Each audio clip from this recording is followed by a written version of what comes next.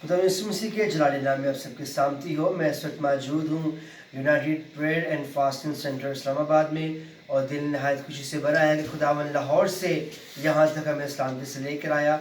और स्पेशली इस जगह पर आकर खुदा ने बहुत उम्दा तरीके से भाई रिचर्ड के साथ रफाकत करने का मौका बख्शा, और दिल खुशी से भरा है। हम दुआ गो हैं कि जो आपकी विजन है खुदा उसे जरूर मुकम्मल करे, क्योंकि हम जानते हैं खुदा का पाक कलाम फरमाता है कि तुम जो कुछ भी मेरे नाम से चाहोगे वो तुम्हारे लिए हो जाएगा। हम वही प्रॉमिस, वही बरकत, वही ब्लेसिंग प्यारे भाई रिचर्ड डैनियल के लिए मांगते हैं कि जो उनकी रोया है वो ज़रूर पाया तकमील तक पहुँचे। हम जानते हैं कि मिसाल की किताब में लिखा है कि इंसान मंसूबे बनाता है लेकिन यहोवा उन मंसूबों की तकमील करता है। तो ये हमारी विजन है, ये हमारी रोया है।